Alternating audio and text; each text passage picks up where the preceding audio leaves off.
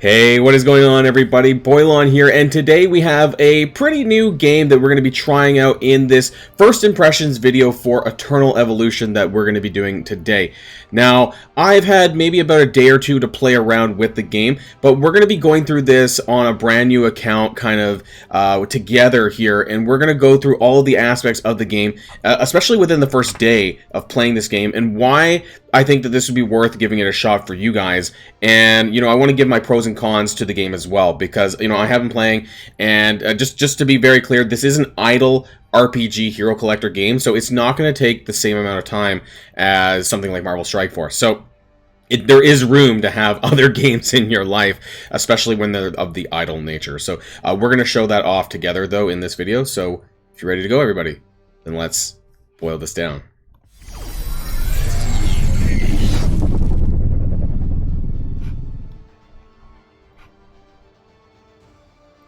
Now, I think the first thing that's really important, though, just to really kick things off, is that you need to choose a server. So when you're playing this game, it does have server elements to this. So in the North American region, there is now, when I was trying it about a week ago, I was doing my first day or two, I was on North America 99. And so now they actually have up to North America 102. So servers, I guess you could say they're akin to like arena shards in Marvel Strike Force. So how many players are basically on there? How many per server? I don't know. But nonetheless, you do, if you're starting fresh, you typically would want to start on the newest one where possible. That way that you're kind of with other people who have started around the same time. Because when it gets to the competitive game modes, that's going to be pretty important. And don't forget, everyone, one of the main reasons that you're going to want to start on the freshest server is so that you can get access to what's called the Grand Ceremony event. This is going to help you get a triple S, actually more than one triple S hero by going through just some of the, the introductory newbie tasks in this game, and it's really going to help you get a really powerful hero to get you started. Now, this is where the idle part comes in for those of you who are unfamiliar with idle-based games. And I'll be honest, this is one of the first idle games that I've played in quite some time. And basically, for as long as your game is running, you get an amount of resources that you can collect at any time. It does cap out at 24 hours, though, so you do want to make sure that you're logging in at least once per day so that you can collect this. But this is rewards that, say, in Marvel Strike Force terms, that you would get just for spending your energy, but you don't need to, because you can just come in and collect it when you want, and you can play when you want. So that's a good, within a day, hopefully you're logging in at least that much. And so it tells me that I'm getting 101 gold per minute, I'm getting 30 XP per minute, and then 5 of these, they're to upgrade your heroes, basically, per hour. So I can claim the rewards there, and then it goes, and so I don't have to worry about that, which is great. And so now I can go and use this, because that's what the tutorial is telling me to do, to upgrade my characters. The gold and the XP is both required to level up my characters, although it's more in the XP function. We do have some starting gear, of course, so there is 6 equipment gear slots that we're going to be obtaining over the course of the game, which will be helpful to upgrading the stats of your character. That's pretty typical in a lot of RPG games. And here we are on our first boss battle against the Rock Ridge Lion, and we have our 3 characters here and having to fight him. So a little bit more of the tutorial and telling us, how to use our attacks, and so that's why we can aim on some of these ads here on the side, which is pretty neat, and still get in attacks on the boss. And so I like this functionality when it comes to harder battles. If you want to do this, then you can. And it very likely that in some instances when you're up punching content, this might be necessary strategy that you're going to have to use in order to beat these battles. Depends on how difficult it is, of course. So again, we're doing this again here. It's kind of tough on, well, it's not that tough on the, I'm on the computer, obviously, on my PC. It's probably easier on your phone to swivel around.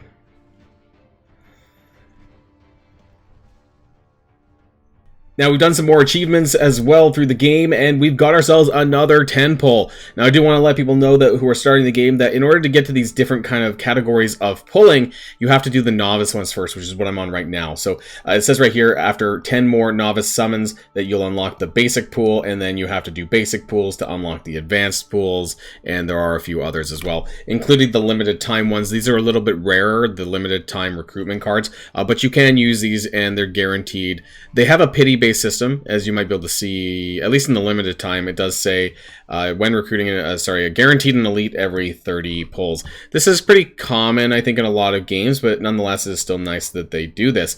Let's see if we get anything decent in this 10 pull. That's not green or blue. If we get some purples or higher... Oh, we got Langil the Sawteeth Mammoth. He's a tank character, so I'll be adding him into my roster because I only have 2 purple characters right now, so I'll be adding him in there. Anything else?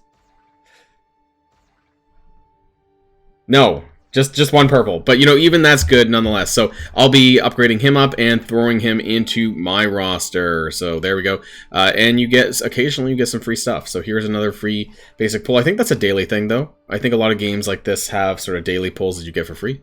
So there we are. Alright, another really cool thing about when you pull extra champions, you can use the evolve system of the game.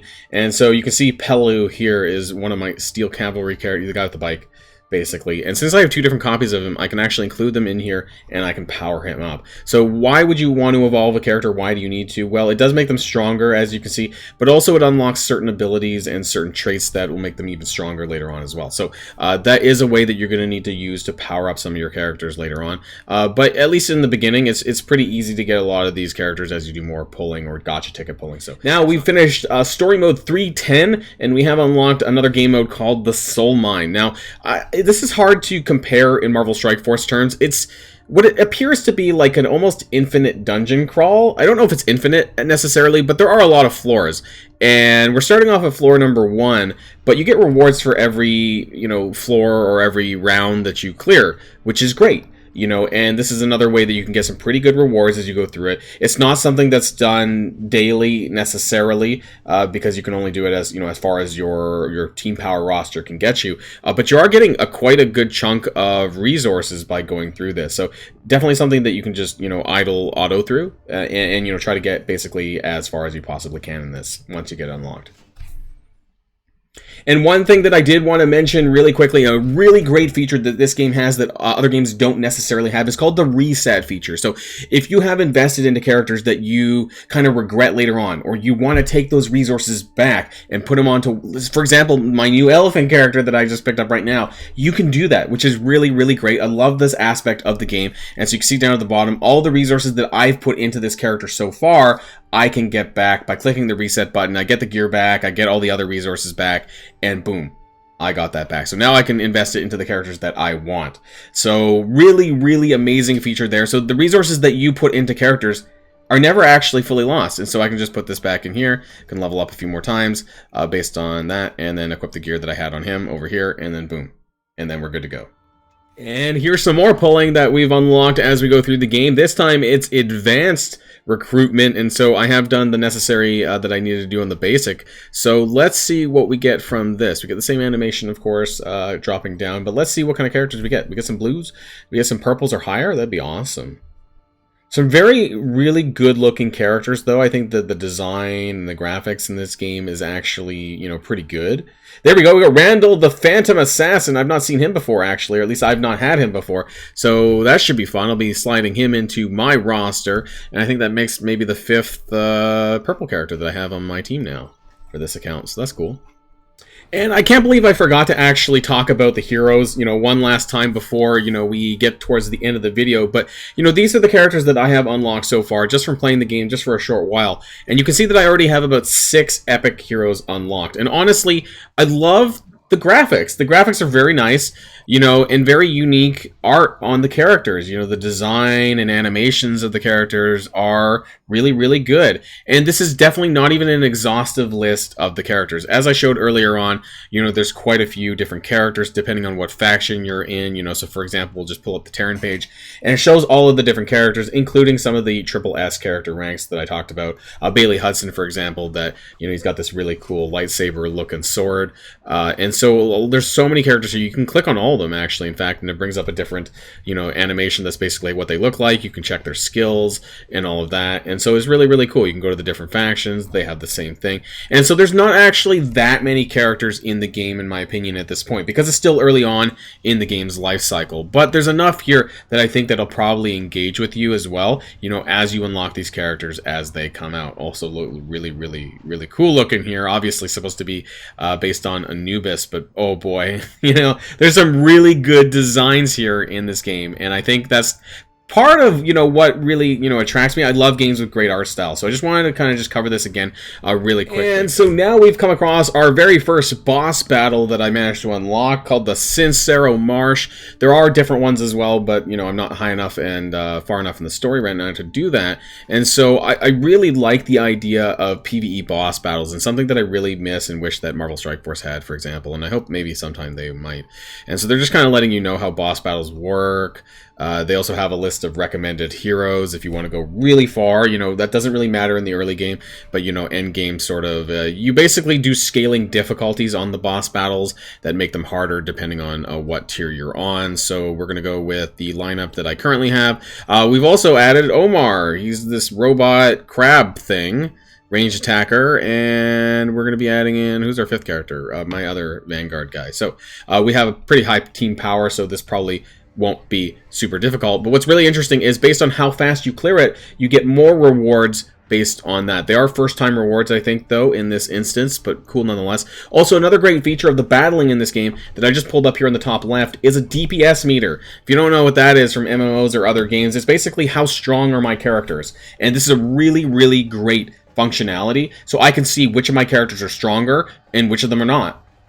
How much damage are they doing comparable to my other characters? And you can see the obvious range damage characters, my elite, my epic characters. They're right up there at the top. Obviously, my tank did not do as much. So that's pretty par the course, but it's really interesting to see nonetheless, to compare your characters so you can kind of see on a regular basis how well are they doing, how well are they performing, and are they a good character? And now, after beating that boss battle, we've unlocked the command post, and this gives us special commander characters. These are extra characters. You get one of these in battle, and basically you can use them and they do additional stuff in combat. So it's pretty neat of a function. As you go through the game, you do get more of these, and they increase your your team power overall. They come out and they do like special attacks every now and then, essentially, but they're pretty strong. So we're using, just for an example, when we go back into our regular story battles, there is a spot. Again, I'm blocking it, but in the bottom left corner, there is a spot for your commander characters that you can apply this, and boom, your collection power just goes through the roof for these battles. What do? They kind of every so often they'll come out and they'll like basically do a ship attack, and honestly, if the battle doesn't last long enough, you're probably not going to see it. And there you go. There's this ship comes flying out and then basically wrecks them. And yes, there's even guild functions in this game. Of course, there would be. Now, I'm not going to be able to join much. We're going to join a random guild, but it's probably not going to do much. Of course, every game like this would have something like this. The biggest thing is the guild hunt feature, which unfortunately I am not able to do because our guild is not level 3 that I just joined. But there's additional PvE content that you're going to be able to, kind of work your way through in this, which is a lot of fun as well in this game. So there is an additional aspect of the game, that unfortunately will not be covered in this video here because this is just the first impressions. But yes, of course, if there's other people that you want to play with in this game, there is guild battles as well. So this is unlocked after chapter 4, I believe, of the story mission. So this is still within the first hour and a half of the game. Now we finally come to the point in the game, which is about an hour and a half in, where we've unlocked the arena game mode. Maybe it could have been a little bit quicker, had I just skipped through it a little bit faster. But yes, you do get an arena in this game. It's, I would say, equivalent to a lot of other arenas in other games where, you would have a defense as well. You get to set your own defense. So, if you are playing the game, make sure you do that properly. And, we're going to set over here. And I love that you can just move your characters around, by the way. It makes things really easy. And so we're gonna take this guy out because I don't use him anymore, and plug in over here and save your and your command. Don't forget to add in your commander. Do that and then save the lineup, and then you go into an attack. And so you'll get daily payouts depending on how much you want to battle. You get typically 5+ arena challenges per day, and you can see the team power that they have over here. So we're gonna go through the top. We're gonna do a battle. So it's basically a 5-on-5 with the various heroes that you would expect. And obviously, this is where you might want to consider, more manual play, especially if your team power is a little bit closer than you would like. Then I would encourage you to do some manual actions to, maximize the power of your characters. And that's probably where you're going to get to know your heroes a little bit better, is through arena play. So what do I think about Eternal Evolution after playing at least this new account for about 2 hours or so? Well, there's quite a few things, and I want to start off the top that this is an idle RPG hero collector. And, you know, I can't help but click on this button and, you know that I'm getting resources whether I'm logged in or not. So you can come in once a day, collect your resources, and that's going to go towards your account, right? And so that idle resource collection aspect is a huge plus for me. Now, I love the inheriting crystal mechanic. This is a great mechanic that I showed off earlier on in the video. This allows you to bump up some of your other characters based on your core 5 that you're using in your roster. And that's a really interesting mechanic that I've not seen personally. Might exist in other games, but very great and very player friendly. I do love the refunding of character resources that you can then put towards other newer characters that you end up unlocking later on. So if you have invested in a character but you don't really use that character anymore, then great news. You can just refund that and get all your stuff back. I love the ability that you can to autoplay, but you can also manual when you want for more engaging strategy. So for more compelling or more, more difficult battles, then you can actually employ manual and kind of use your abilities and get to know your characters a little bit better that way as well.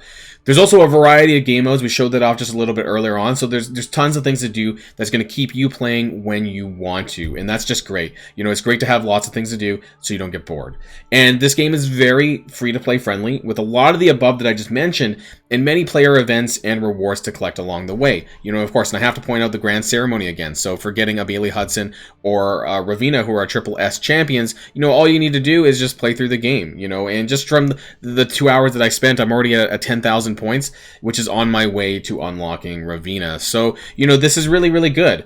And lots of things for new players to get started with when you're playing a new game, and like I said, this game hasn't been over very long. I believe that it did come out in November, but yes, it hasn't been around very long as far as global launch is concerned, and so it's never too late to get started on a new game. And so, of course, I would like to point out that if you do want to, try the game out yourself, then do click on the QR link. There's also going to be a link in the description down below as well. So use one of those 2 methods to download the game, and who knows, maybe you will enjoy it like I have for the last couple of hours. It's honestly really refreshing to play a brand new game and just, see what kind of things that they have and what kind of mechanics they have over, the ones that we're used to playing. For me, that's Marvel Strike Force, and for you, if you're not from my Marvel Strike Force channel, then maybe, you're playing lots of other mobile games. But yeah, I hope that you had a good kind of first impressions like I have, and I've been able to deliver that for you guys pretty well and kind of give you an idea of what to expect for the first couple of hours of Eternal Evolution and whether or not this game is going to be for you. So that's going to be the end of this video, everyone, and until next time, stay safe and healthy, and I'll see you all later. Boilon signing out.